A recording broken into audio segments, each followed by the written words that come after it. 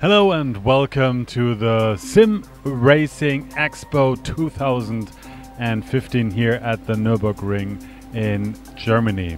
For the second time now, the Nürburgring proves to be not only the home for real racing, but also a very cool place to be at if you're a sim racer. One of the main sponsors of the event was Raceroom. Not only did they bring some of their rigs, but they also brought 3 of those cool curved BenQ monitors specifically designed for racing. But of course their biggest contribution to the show were those 24 rigs used for the Sim Racing Expo Championship. 96 racers qualified to go into the quarterfinals, and in each race 12 racers advanced to the next round until the finals. It was actually a pretty good show. They had a big display that showed the current race, they had live commentary with names and everything, and it was really exciting to watch. In the end, defending champion Tim Heinemann once again took the trophy home with him. When no racing was going on, the podium and the displays were used for presentations, like for example here the Redline Sim Racing team, or for Q&As, like for example here with iRacing Steve Myers. Speaking of iRacing, of course they were present there as well. They brought some rigs with the brand new Nürburgring GP course, and behind closed doors they also showed off the Nordschleife. Unfortunately, no video taking was allowed. But not only could visitors of the iRacing booth check out the latest Nürburgring GP track, they could also try out the latest Fanatec wheels. Of course, iRacing and Fanatec were not the only companies present on the show floor. Here, for example, is a rig by Swiss company Simmertock. The founder, Eduard Faccio, constructed the gear shifting box himself, the e-brake, the handbrake.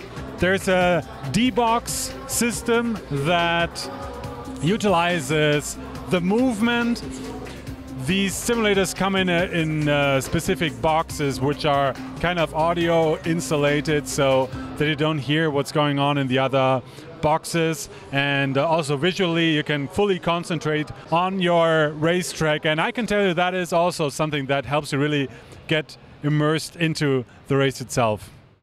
Right next to Simmertock was Motorsport Simulator, a company from the Czech Republic. We use big screens like 55 inches.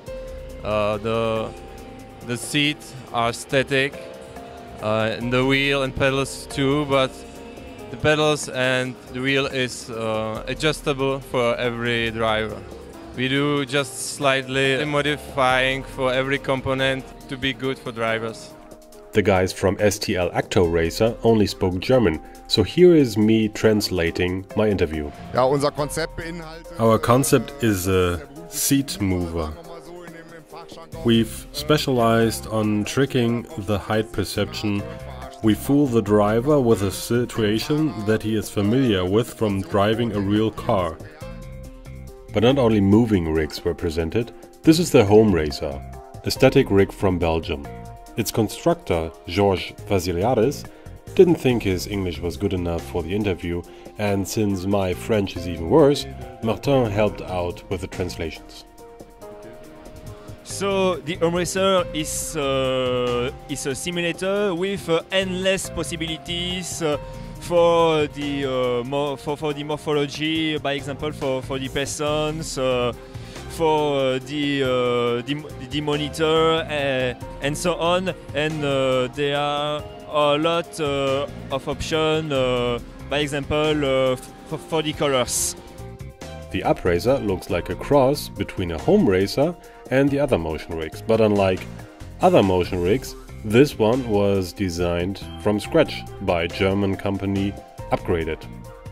Our main target was not to produce a simulator that works perfect to a sim racing software like iRacing or Assetto Corsa. We want to produce a simulator that works directly as a car is driving. The seat here is always at the same time the same. So they have bolts in, like in the car, the seat is not moving, the chassis is moving. And in that case we are able to produce real G-crafts. We want to have a good moving system, a light system, and not so expensive system and a system that don't need any service. So we have it handmade it with carbon fiber, and we have produced it very light. The complete system is less than 110 kilos, and we are able not to use any hydraulic system or dampers or something else. We are using normal electronic engines, and it works without any service, and that all the time.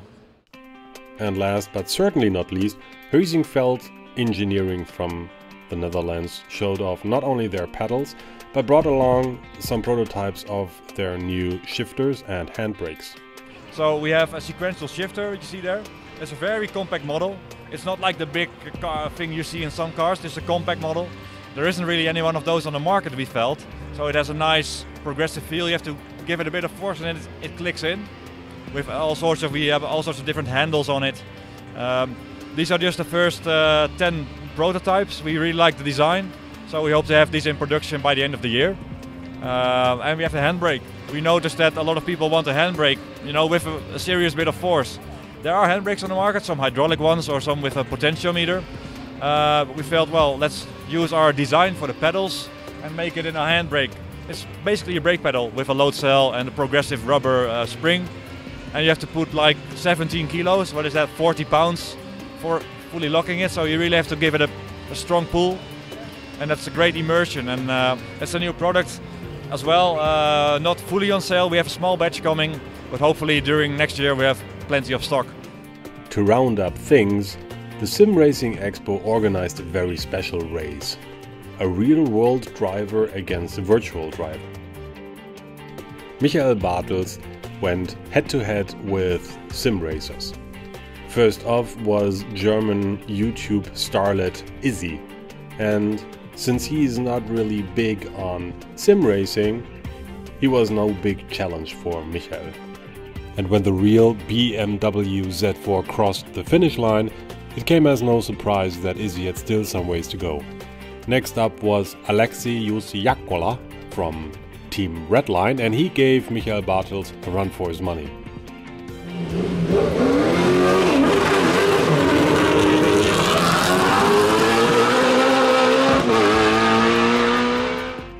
In a very exciting race, both of the racers went almost side by side, and in the end, Alexei was quite happy with his driving. The driving was good. I didn't push too much because obviously you don't want to crash, but it went well.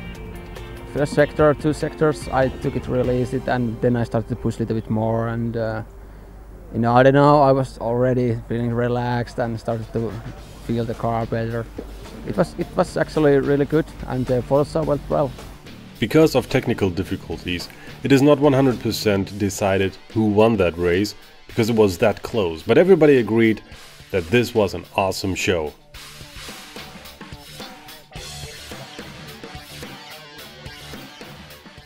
And that's it from the Sim Racing Expo 2015.